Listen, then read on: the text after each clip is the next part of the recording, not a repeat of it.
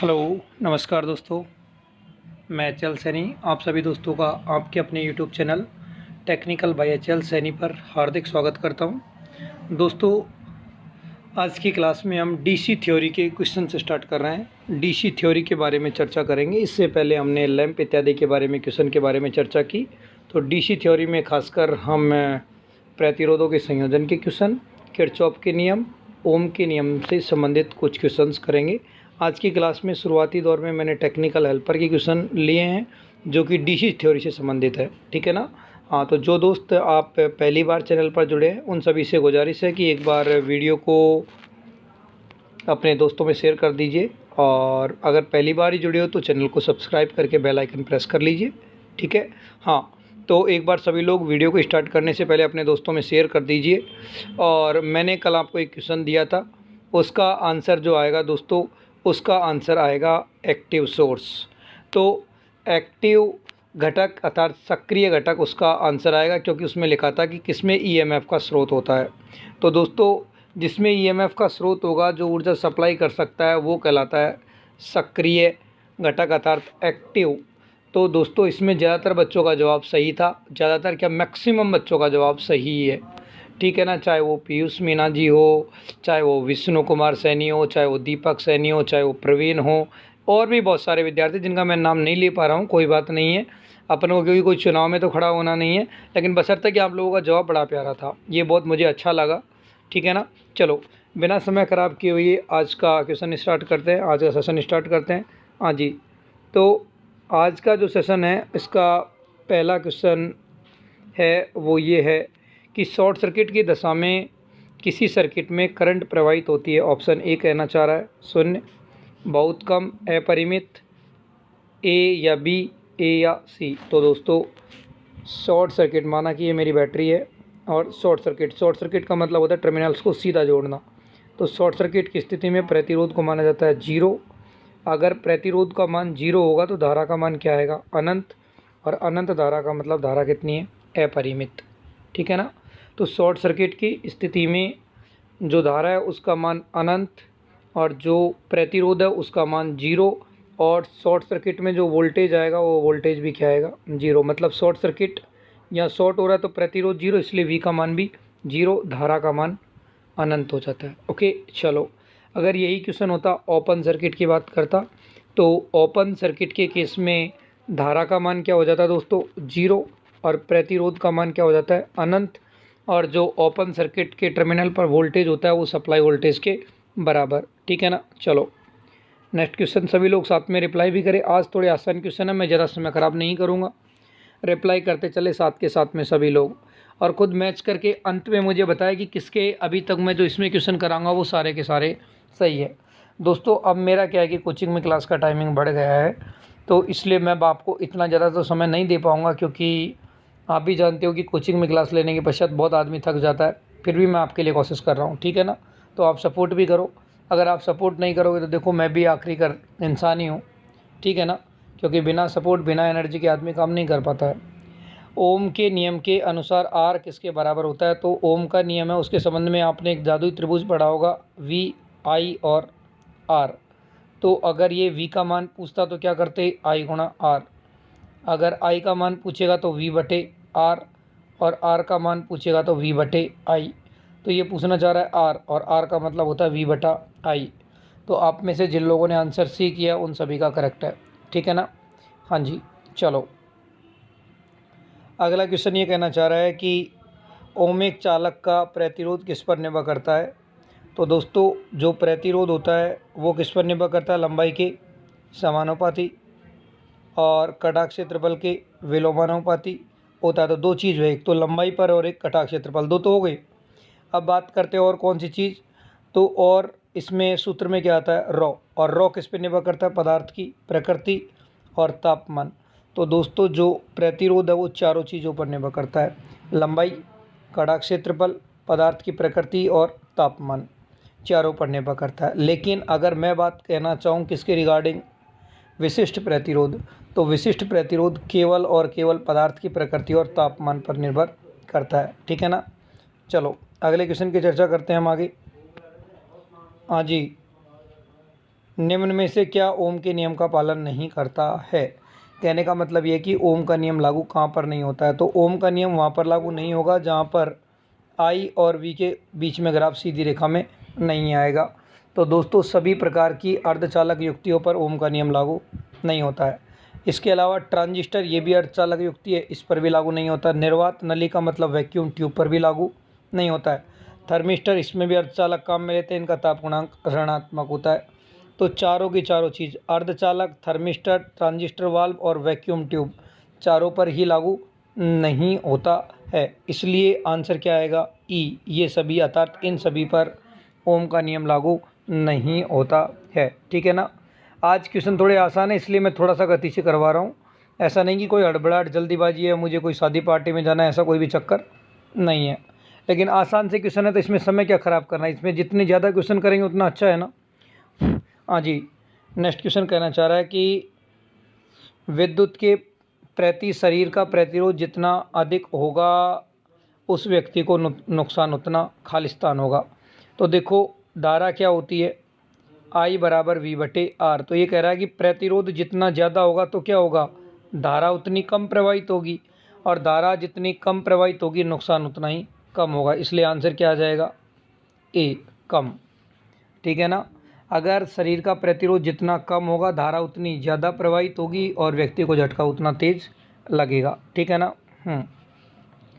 Next question, ये question ये कहना चाह रहा है कि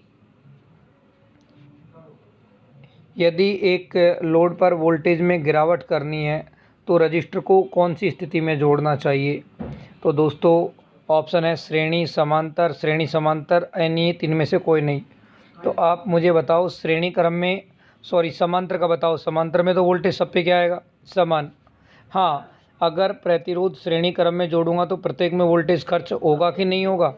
तो दोस्तों अगर हमें वोल्टेज में गिरावट करनी है तो प्रतिरोधों कौन से क्रम में जोड़ना चाहिए, श्रेणी क्रम में। इसलिए इस क्वेश्चन का आंसर क्या आएगा दोस्तों, ए। क्योंकि मान लो श्रेणी क्रम में दो प्रतिरोध है, एक 2 ओम का एक 3 ओम का, तो दोनों में ही वोल्टेज की गिरावट होगी कि नहीं, क्योंकि नाम है वोल्टेज ड्रॉप। वोल्टेज ड्रॉप का मतलब वोल्टेज का पतन, वोल्टेज खर्च करता है प्रतिरोध। ठीक है ना। चलो अगला क्वेश्चन। हाँ जी, ये लैंप नहीं है, ये जो शब्द लिखा है ये है लैंप। तो लैंप के श्रृंखला संयोजन में निम्नलिखित में से कौन सा मापदंड समान होता है। तो दोस्तों श्रेणी क्रम में चाहे वो लैंप हो चाहे कोई भी हो, किसका मान समान होता है, धारा का मान समान होता है। इसलिए इस क्वेश्चन का आंसर क्या आएगा दोस्तों, सी। सभी लोग रिप्लाई भी करते रहे, मैं सबका देख रहा हूँ कि आप रिप्लाई कर रहे हो कि नहीं।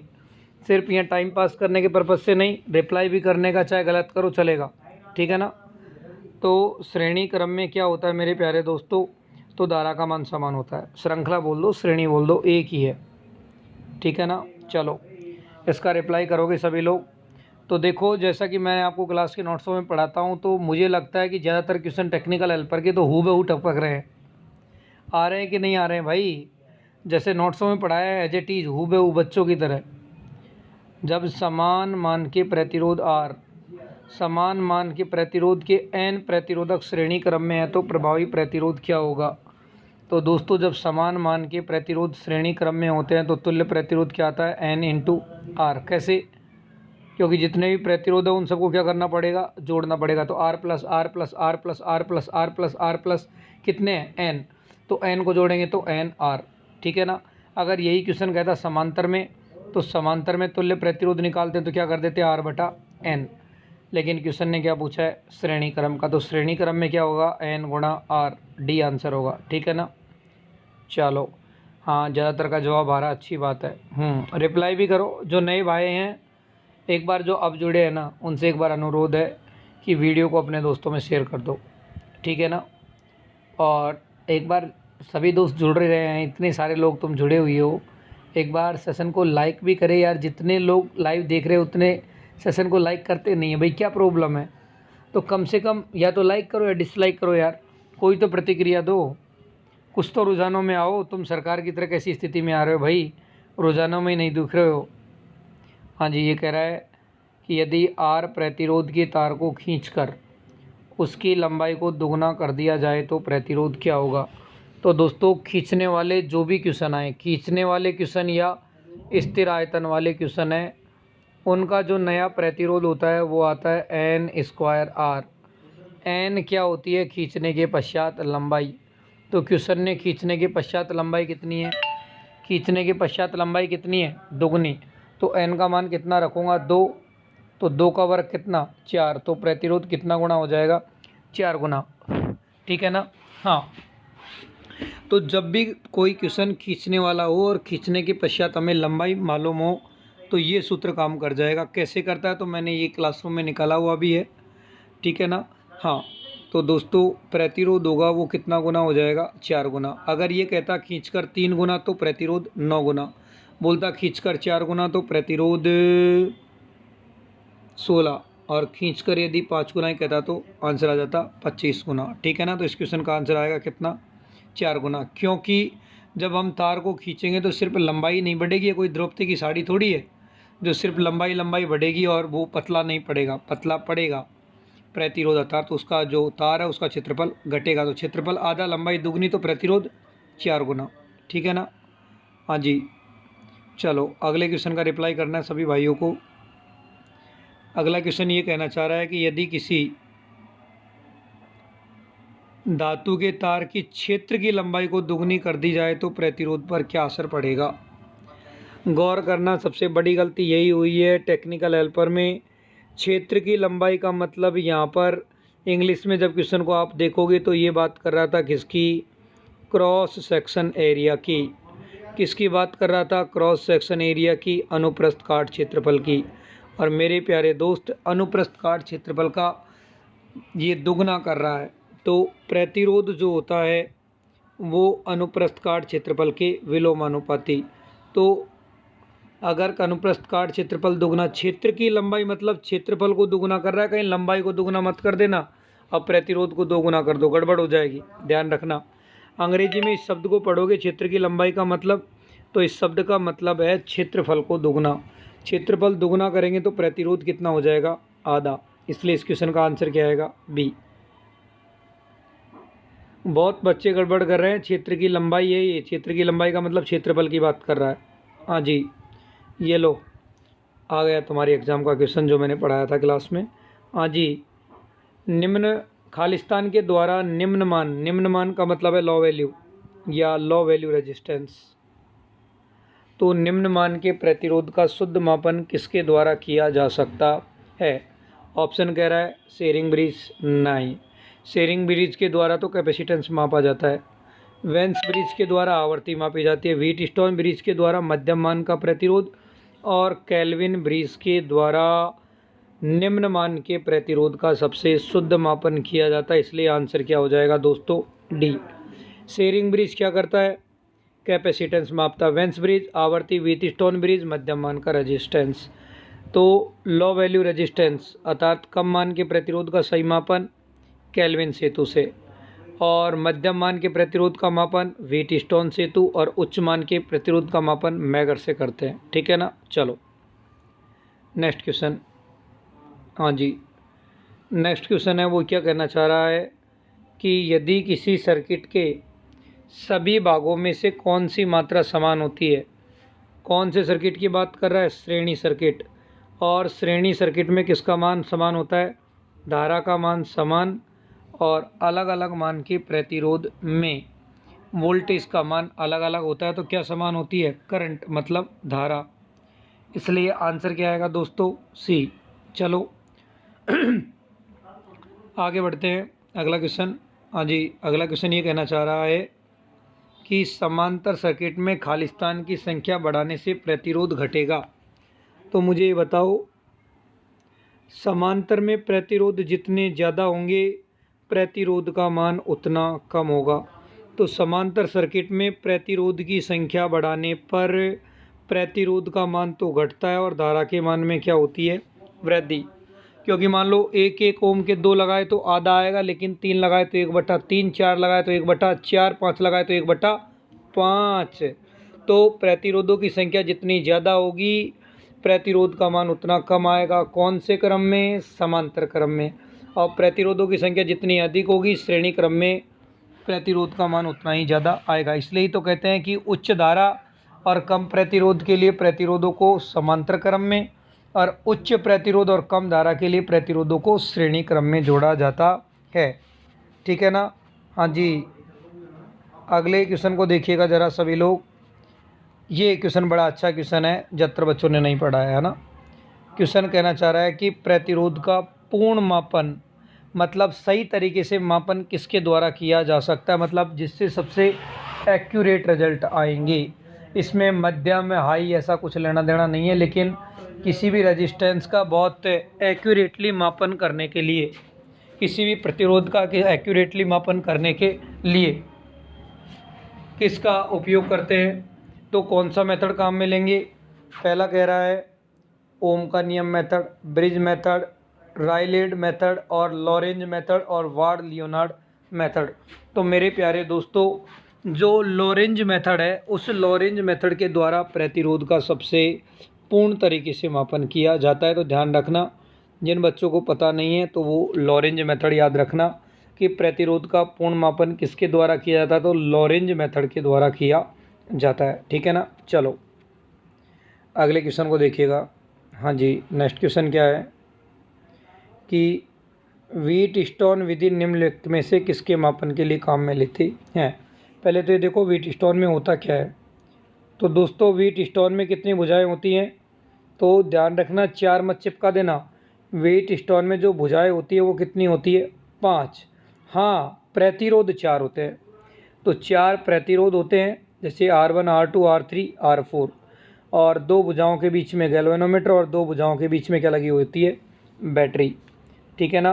तो व्हीटस्टोन ब्रिज में 4 प्रतिरोध 5 भुजाएं होती हैं, और इसके द्वारा मध्यम मान के प्रतिरोध का सबसे सही मापन किया जाता है। ठीक है ना। तो इस क्वेश्चन का जो आंसर आएगा दोस्तों वो आएगा डी। आप देख रहे हो कि अगर आप एक अच्छे लेवल की थ्योरी पढ़ रहे हो तो टेक्निकल हेल्पर के क्वेश्चन तो आपको बच्चे नज़र आ रहे होंगे। ज़्यादातर बच्चे फटाफट से उत्तर फेंक रहे हैं, इससे यही पता लग रहा है कि आप एक अच्छे लेवल से पढ़ रहे हो चीज़ों को। हाँ जी। क्वेश्चन, 1 मेगा ओम प्रतिरोध किसके बराबर होता है। तो 1 मेगा, और 1 मेगा का मतलब होता है 10⁶ ओम। तो देखो इस ऑप्शन में कितने जीरो हैं, 2 जीरो और किलो लिखा है, या 3 जीरो और किलो लिखा है। तो मेगा का मतलब ऐसे लिखा जा सकता है क्या, 1000 × 10⁻³ ओम। बोलो हाँ या ना। भाई 10⁶ को ऐसे लिखा जा सकता है कि नहीं, 10⁻³ × 10⁻³ और 10⁻³ का मतलब कितना, 1000, और 10⁻³ का मतलब 1000 फिर से हो सकता है, लेकिन इसे क्या बोलेंगे, किलो। तो सही आंसर क्या आएगा, बी। कोई गलती से डी मत चिपका देना मेरे भाई। जो डी है उसमें 5 जीरो है और आगे किलो लिखा हुआ है, बहुत बड़ी संख्या हो गई ये।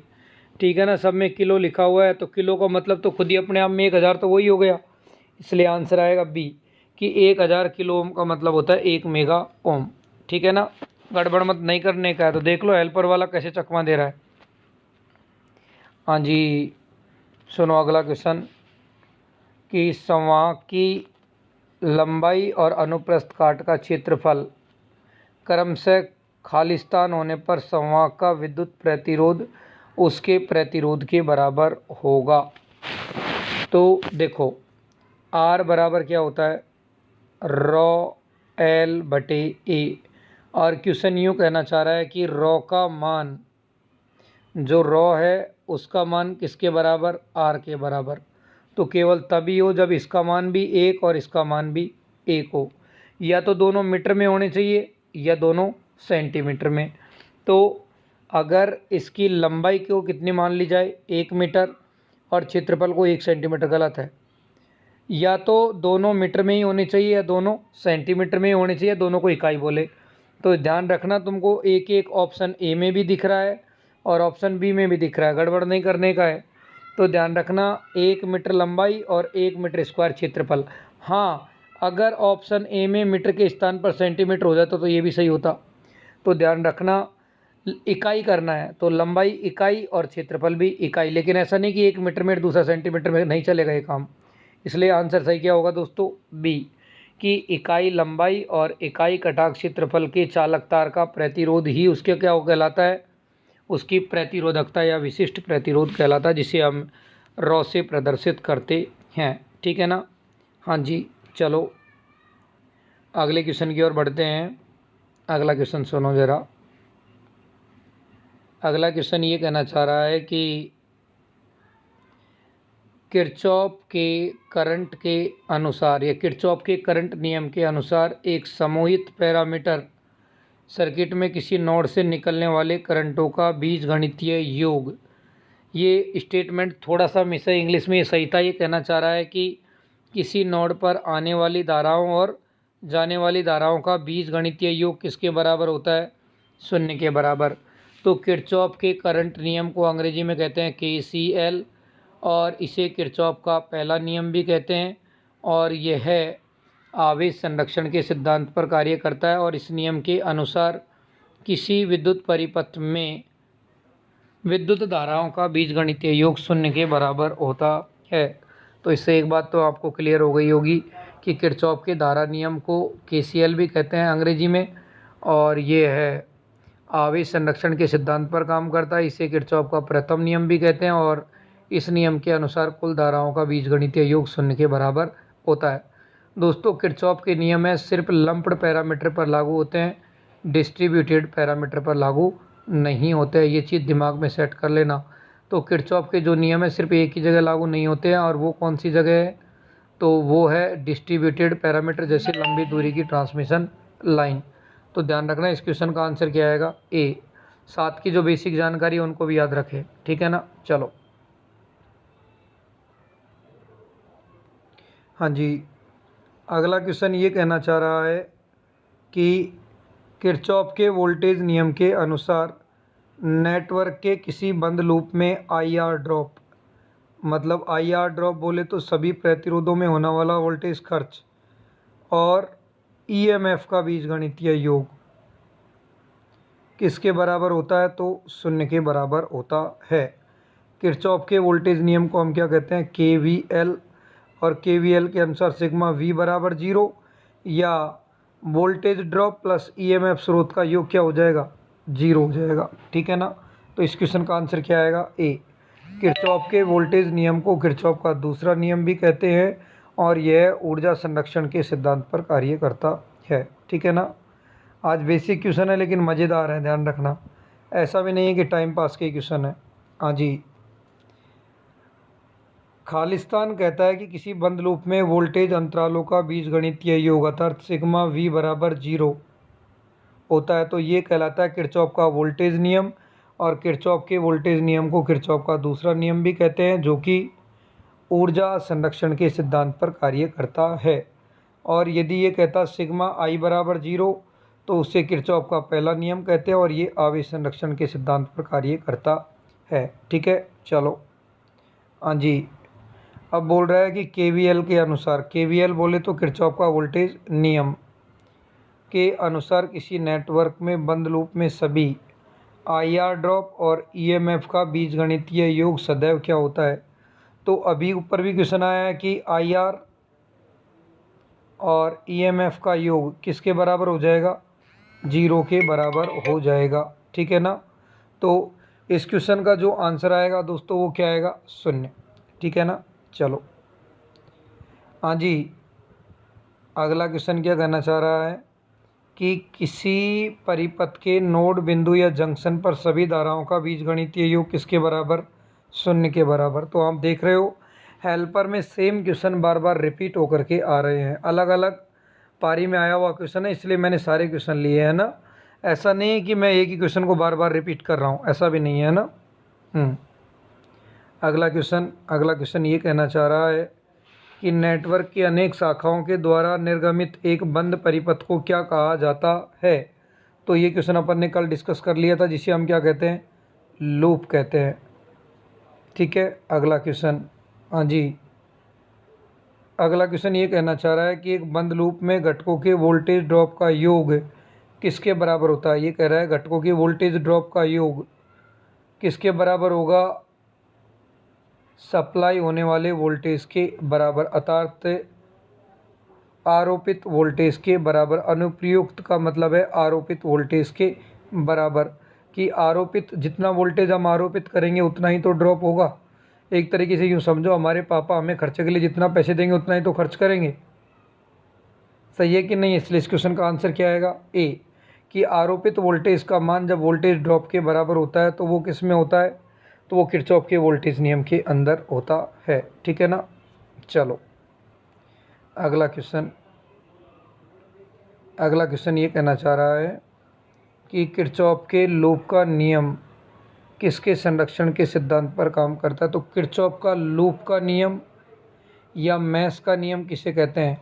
तो लूप या मैश का नियम कहलाता है किरचॉफ का वोल्टेज नियम। बताया था कि नहीं आप लोगों को? मैंने क्लास में थ्योरी पढ़ाई थी जब। तो लूप का नियम या मैश का नियम या किरचॉफ का वोल्टेज नियम या किरचॉफ का दूसरा नियम, 5 नाम बताए थे मैंने। किरचॉफ का वोल्टेज नियम शॉर्ट में केवीएल, और किरचॉफ का दूसरा नियम लूप का नियम, मैश का नियम। तो ये किसके संरक्षण पे आधारित होते हैं? तो ये दोस्तों ऊर्जा संरक्षण। अगर यदि ये क्वेश्चन बोलता कि संधि का नियम किसे कहते हैं, तो प्रथम नियम को कहते हैं और वो आवेश संरक्षण के सिद्धांत पर आधारित है। ठीक है ना? हाँ जी। अगला क्वेश्चन ये कहना चाह रहा है कि एक जंक्शन पर मिलने वाली धाराओं का गणितीय योग शून्य के बराबर होता है। यही नियम कौन सा है? तो किरचॉफ का धारा नियम, जिसे हम क्या कहते हैं? KCL। अभी पढ़ाया था कि नहीं? तो देख लो एक ही क्वेश्चन कितने ढंग से पूछा जा सकता है तुम्हारी एग्ज़ाम में। ठीक है ना? रिप्लाई कर रहे हो, अच्छी बात है, साथ साथ में करते भी रहो। ये लो जो क्वेश्चन अभी मैं चर्चा कर रहा था वो आ ही गया ना? हाँ जी, ये लो पकड़िए कि किरचॉफ का नियम कौन से सर्किट पर लागू नहीं होता है? तो दोस्तों किरचॉफ का नियम है वो लंप्ड पैरामीटर पर लागू होता है, पैसिव एलिमेंट्स पर लागू होता है, नॉन लीनियर रेजिस्टेंस पर भी लागू होता है, वाट मीटर पर भी लागू होता है। लेकिन किस पर लागू नहीं होता है? तो डिस्ट्रीब्यूटेड पैरामीटर, जैसे लंबी दूरी की पारेषण लाइन। इसलिए आंसर क्या हो जाएगा मेरे प्यारे दोस्तों? सी। तो डिस्ट्रीब्यूटेड पैरामीटर पर किरचॉफ के नियम लागू नहीं होते हैं, लंप्ड पैरामीटर पर लागू होते हैं, पैसिव एलिमेंट पे लागू होते हैं, एक्टिव एलिमेंट पर भी लागू होते हैं। ठीक है ना? हाँ जी। अगला क्वेश्चन देखिए ज़रा कि मोटर परिपथ में धारा का प्रवाह किसके द्वारा समझा सकते हैं? मान लो कि ये मोटर है, ये जो मेरी मोटर है इसका ये प्रतिरोध हो गया, ये इसका आर्मेचर हो गया, ये सप्लाई हो गई। तो यहाँ आने वाली और जाने वाली धाराओं को जो समझाया जाता है वो किरचॉफ के धारा नियम के द्वारा समझाया जाता है। इसलिए इस क्वेश्चन का आंसर दोस्तों क्या होगा? बी होगा। ठीक है ना? हाँ, आज मैंने जो सेशन लिया है वो थोड़ा सा स्पीड से लिया है। क्यों? क्योंकि मैं ये देखना चाहता हूँ कि कितने बच्चे चीज़ों को ग्रहण कर पा रहे हैं, कितने लोग रिप्लाई कर रहे हैं। आज मैंने बिल्कुल भी टाइम पास नहीं किया है ना? और देखो नंबर ऑफ क्वेश्चन भी खूब हो गए। तो किरचॉफ का वोल्टेज नियम किस पर आधारित होता है? ऊर्जा संरक्षण या आवेश संरक्षण? तो किरचॉफ का वोल्टेज नियम ऊर्जा संरक्षण के सिद्धांत पर। अगर ये बोलता किरचॉफ का धारा नियम तो हम जवाब लगाते आवेश संरक्षण। ठीक है ना? चलो अगला क्वेश्चन कि वह टर्मिनल जहाँ 3 या 3 से अधिक शाखाएं मिलती है तो इस बिंदु को संधि बिंदु या संगम बिंदु या नोड या जंक्शन कहा जाता है। इसलिए आंसर क्या हो जाएगा? नोड। नोड की जगह आपके स्थान पर या संधि या संगम बिंदु भी आ सकता है। ठीक है ना? हाँ जी। अगला क्वेश्चन ये कह रहा है कि पदार्थ की द्विविद्युत प्रबलता, इसे बोलते हैं dielectric strength. Dielectric strength मतलब परावैद्युत सामर्थ्य या द्विविद्युत प्रबलता। तो इसका जो मात्रक होता है वो केवी पर mm या केवी पर सेंटीमीटर होता है। तो यह इंसुलेशन या परावैद्युत पदार्थ की मोटाई पर निर्भर करता है, आरोपित वोल्टेज पर निर्भर करता है और उसके माध्यम और एज वेल एज इलेक्ट्रोड के बीच का आकर्षण, अर्थात इन सभी बातों पर कौन सी चीज़ निर्भर करती है? Dielectric strength. तो आरोपित वोल्टेज कितना है, मोटाई कितनी है इंसुलेशन की, उनके बीच का माध्यम कैसा है और इलेक्ट्रोड की कौन सी स्थिति में है, इन सभी चारों की चारों बातों पर हमारी डाइलेक्ट्रिक स्ट्रेंथ। हिंदी में द्विविद्युत प्रबलता का मतलब अंग्रेजी में डाइलेक्ट्रिक स्ट्रेंथ या परावैद्युत सामर्थ्य। ठीक है ना? इसका SI मात्रक होता है वोल्ट मीटर, वोल्ट प्रति मीटर, वोल्ट मीटर नहीं। अन्य मात्रक किलो वोल्ट प्रति mm या किलो वोल्ट प्रति सेंटीमीटर। ठीक है ना? हाँ जी, ज़्यादा क्वेश्चन नहीं है, अब 2-3 क्वेश्चन ही है, घबराओ ना, है ना। 2 क्वेश्चन और बचे हैं, फटाफट से हो जाएंगे, चिंता करने की ज़रूरत नहीं है। हाँ जी, वह सर्किट जिसकी प्रॉपर्टी दोनों दिशाओं में एक समान होती है, ये कल ही क्वेश्चन था, तो इसे क्या कहा जाता है? द्विपक्षीय अर्थात बाई डायरेक्शनल सर्किट कहते हैं, ठीक है ना। हाँ जी, कल इसको भी समझा दिया था कि कौन सा तत्व गतिशील तत्व या डायनेमिक या मेमोरी एलिमेंट कहलाते हैं। तो एल और सी दोनों कौन से एलिमेंट है? डायनेमिक एलिमेंट है, मेमोरी एलिमेंट है, क्योंकि ये ऊर्जा संग्रहित कर सकते हैं, इसलिए आंसर आएगा डी। हाँ जी, अगला क्वेश्चन है वो ये है कि यदि किसी पावर आपूर्ति वोल्टेज 125 वोल्टेज और श्रेणी में समरूप प्रतिरोध कितना 100 ओम, तो उसमें कुल करंट का मान क्या होगा? तो दोस्तों पूछना चाह रहे हैं भाई साहब आई, और आई बराबर होता है वी बटे आर।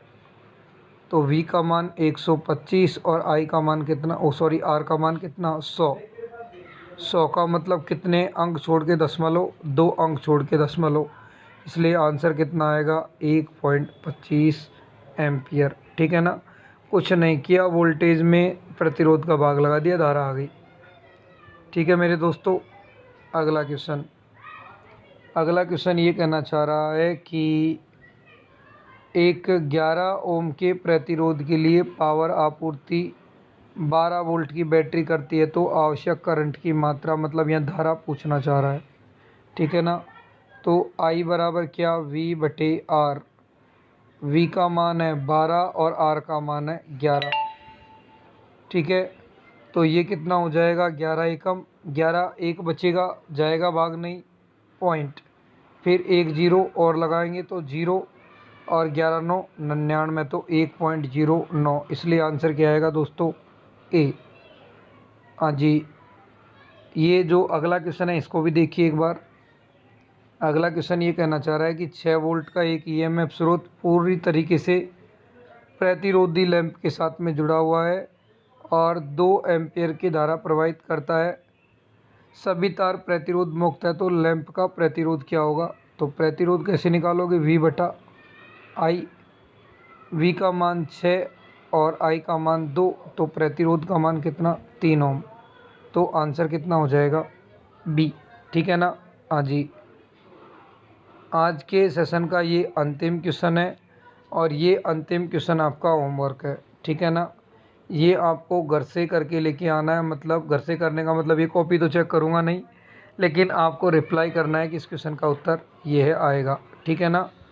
क्वेश्चन क्या है पढ़ देता हूँ कि 30 वोल्ट आपूर्ति के साथ श्रेणी में 1 ओम, 2 किलो ओम और 7 किलो ओम जुड़ा है और सभी के सिरों पर वोल्टेज ड्रॉप का मान क्या होगा? मतलब 1 ओम के सिरों पर वोल्टेज, 2 ओम के सिरों पर वोल्टेज और 7 ओम के सिरों पर वोल्टेज क्या होगा, ठीक है ना। तो दोस्तों ये तो आज के सेशन की बातें थी, आज मैंने बिल्कुल भी बातें नहीं की है, एकदम बेबाक तरीके से स्पीड से काम किया है, ताकि बहुत सारे क्वेश्चन, लगभग आज 30 से ज़्यादा क्वेश्चन डिस्कस कर दिए हमने, हाँ या ना। जो 2 दिन से मैं पीडीएफ नहीं डाल रहा था, आज आपको ये पीडीएफ में मिल जाएगी, ठीक है। तो एक बार दोस्तों जो सेशन है उसको लाइक कर दीजिए, अपने दोस्तों में शेयर कर दीजिए, ठीक है दोस्तों। तो ये ठोको ताली वाली स्थिति नहीं है। तो आज के इस सेशन के लिए तो केवल इतना ही, तब तक के लिए सभी लोग आराम से अपनी पढ़ाई को फोकस करें। होली का त्यौहार आ रहा है, होली का भी एंजॉय करने का है, पढ़ाई के साथ साथ पढ़ाई भी नहीं छूटनी चाहिए, ठीक है ना। तो आप लोग मुझे कमेंट करके बताएंगे कि सर होली के दिन या होली के दिन कितने घंटे की आप क्लास चाहते हो, 1 घंटे की, 2 घंटे की, 3 घंटे की, ये बताएंगे आप, क्योंकि अब 2-3 दिन आपकी कोचिंगों की छुट्टी भी रहेगी, तो आप मुझे बताएंगे कि सर कितने घंटे क्लास लगानी चाहिए, ठीक है ना। चलो सी यू नेक्स्ट टाइम।